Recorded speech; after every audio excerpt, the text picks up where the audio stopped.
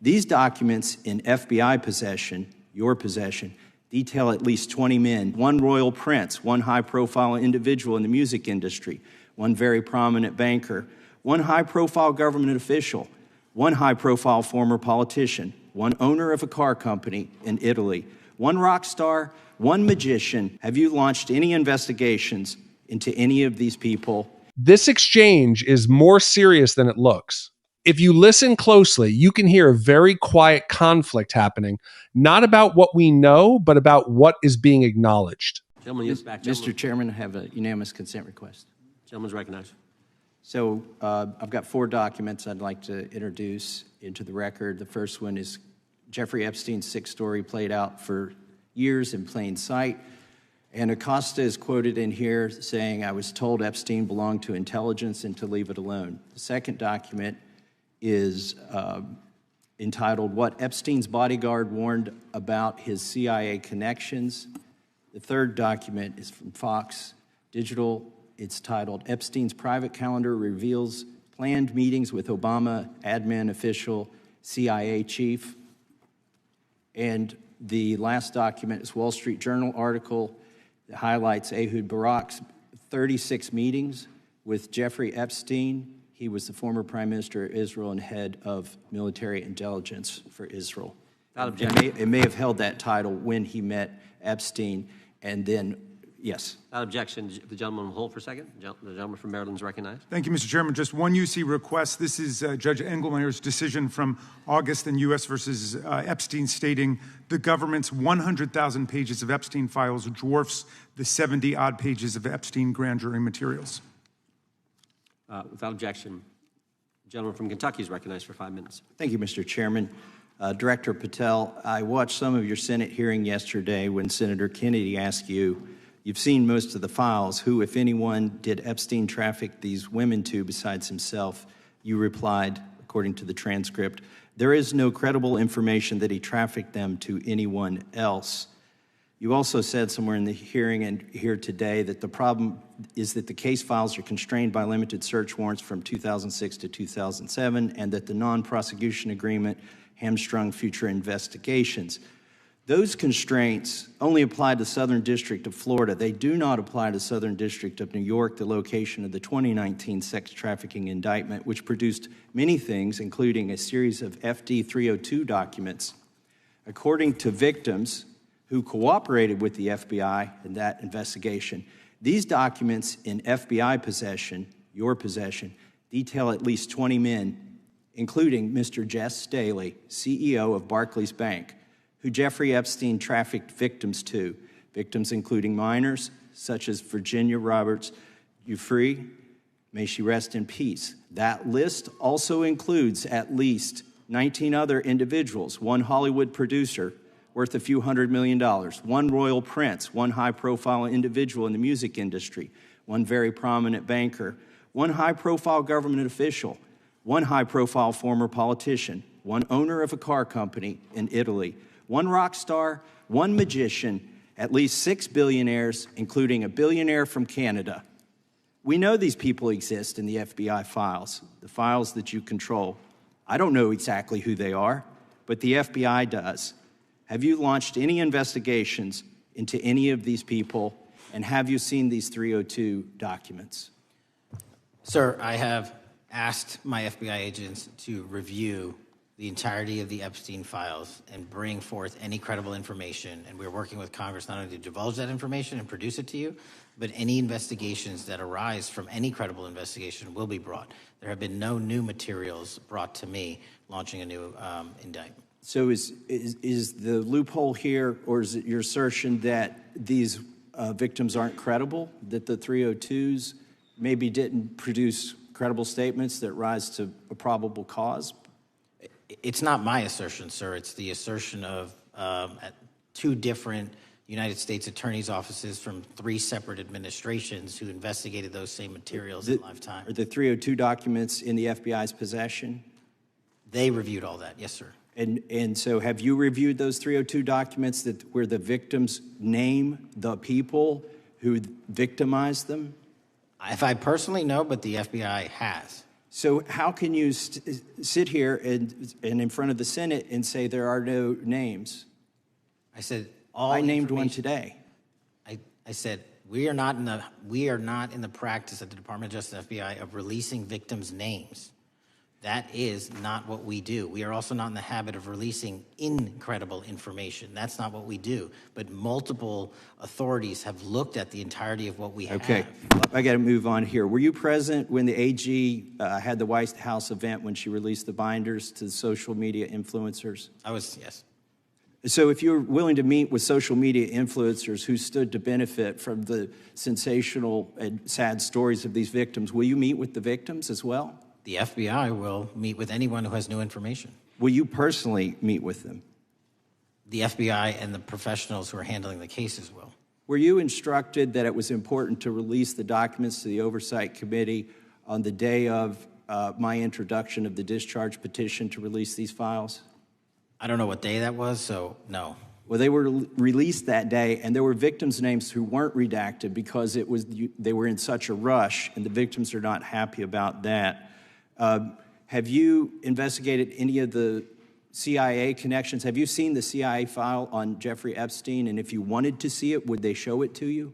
Well, I can speak for the FBI, and that's presuming there's a CIA case file, and I've reviewed everything that the interagency, not I, the FBI, that was provided to us.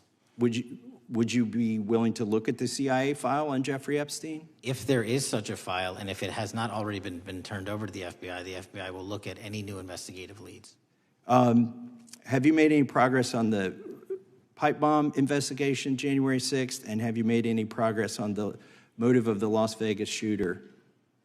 As to the first, it's an ongoing investigation, and we have made progress. As to the second, sir, I'll have to get back to you.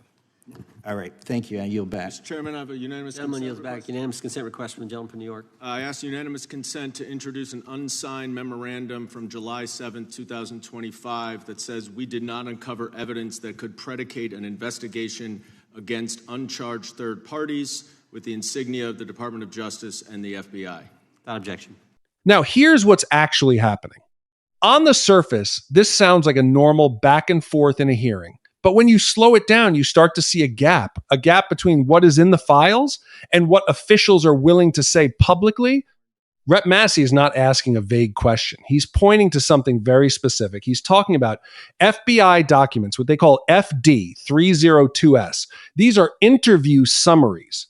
In simple terms, these are records of what witnesses and victims told investigators. And according to victims in the Epstein case, those documents include names, not one or two, but at least 20 individuals, people from different worlds, business, politics, entertainment. Now pause there, because the response from Kash Patel is very careful. He doesn't say those documents don't exist. He doesn't say victims didn't make those claims. Instead, he shifts the focus. He says no credible information has led to new charges. That sounds normal. But this is where the problem shows up, because no charges and no information are not the same thing. In everyday terms, what he's saying is, there may be statements, there may be names, but investigators across multiple administrations decided those statements were not strong enough to act on. Now that raises a serious question. How does a case with thousands of pages, multiple victims, and years of investigation end with so many unanswered names? According to public reporting over the years, the Epstein case has always had this pattern. There is a lot of information, a lot of connections, but very limited accountability beyond a small number of people. And this connects to something earlier in the hearing. Massie brings up the 2006, 2007 investigation and the non-prosecution agreement. That deal has been widely criticized because, in simple terms, it limited what investigators could do later. It narrowed the scope. But here's the key point Massie is making. Those limits don't apply to the later New York case in 2019. So if newer investigations had more freedom, why are we hearing the same outcome? No new indictments. No additional names confirmed. That's where the contradiction starts to build. And then it gets more concerning. Massie brings up something else. victims naming specific individuals in official interviews. He even names one publicly. But again, the response is not denial, it's distance.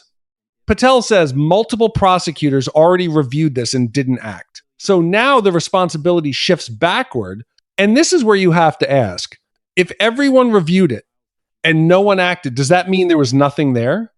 Or does it mean something else stopped it? Because those are two very different explanations. Then the conversation moves into another sensitive area intelligence connections. Massie introduces documents suggesting links between Epstein and intelligence agencies, mentions of CIA connections, high-level meetings, even international figures. Now, none of this is confirmed in the exchange, but the response is, again, careful. Patel doesn't confirm, doesn't deny. He simply says, if such files exist, they would be reviewed. That sounds procedural, but it leaves the core question open, and this matches a long-standing issue with this case. There are always references to bigger networks, higher-level connections, possible intelligence ties, but very little direct confirmation from officials. So what you're seeing here is not just a disagreement, it's a pattern. Information exists, but acknowledgement is limited, and action is even more limited. Then there's another moment people might miss. Massie asks about releasing documents to social media influencers while victims were still waiting. In simple terms, he's asking, why was public exposure prioritized over direct accountability? And again, the answer avoids the core concern. This is exactly why people lose trust. Because from the outside, it starts to look like information is being managed, not fully addressed. And this isn't the only issue. At the very end, another document is introduced. It claims there was no evidence to open investigations into third parties. Now think about that next to everything else. Victims naming people, large volumes of files, years of investigation, and the official conclusion is still nothing strong enough to proceed. That gap between volume and outcome is the real story here. So when you put all these pieces together, you're left with a bigger question. Is this a case where there truly wasn't enough evidence? Or is this a case where the threshold for action was never going to be met? Because if this doesn't lead to accountability, what kind of case ever would? And that matters because this isn't just about one investigation. It's about how power, influence, and accountability actually work behind the scenes. If high-profile names can appear in files without consequences, what does that say about the system? And more importantly, would the outcome be the same if this involved ordinary people instead of powerful ones? That's something worth thinking about. If you think this kind of breakdown matters, let me know what you think. And subscribe if you want more clear, simple investigations like this.